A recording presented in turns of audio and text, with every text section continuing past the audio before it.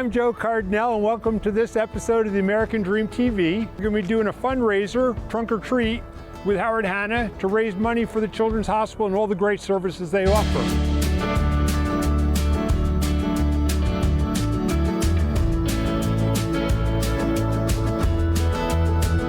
I'm at the Children's Hospital at Albany Med, and if you could just tell us a little bit about the hospital and yourself. Sure.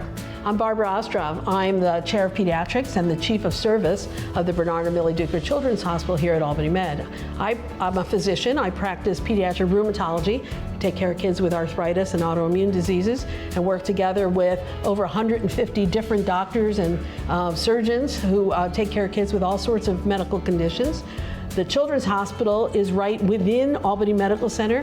We're mostly sitting on the east side of the building, so if you come over to Albany Med and you come in on the east side, you go up and down the hallways and you'll see the Children's Hospital spaces.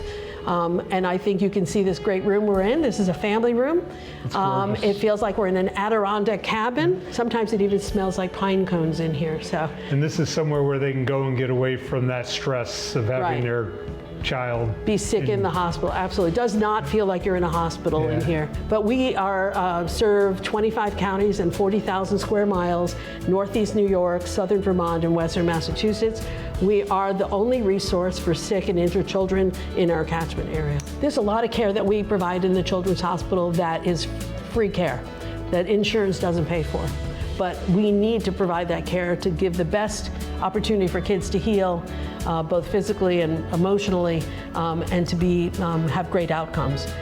Some of the things that we were discussing before include, for instance, in children with diabetes, the specialist who's a dietitian who can help them learn how to control their diet, take their insulin, that is not paid for in the hospital. And so to have the capability to pay for those individuals to come in and do that care to improve outcomes of children with diabetes as one example.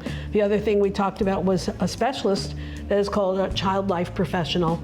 Many people have not heard of a child life professional, but these are individuals who have a college degree, maybe in child development or psychology or education, who work in the hospital with children at their developmental stage, helping them understand what's going on with them. Why are they sick? Why are they going to have surgery? Why might, if they have to get chemotherapy, why might they get a surgical port placed in for chemotherapy?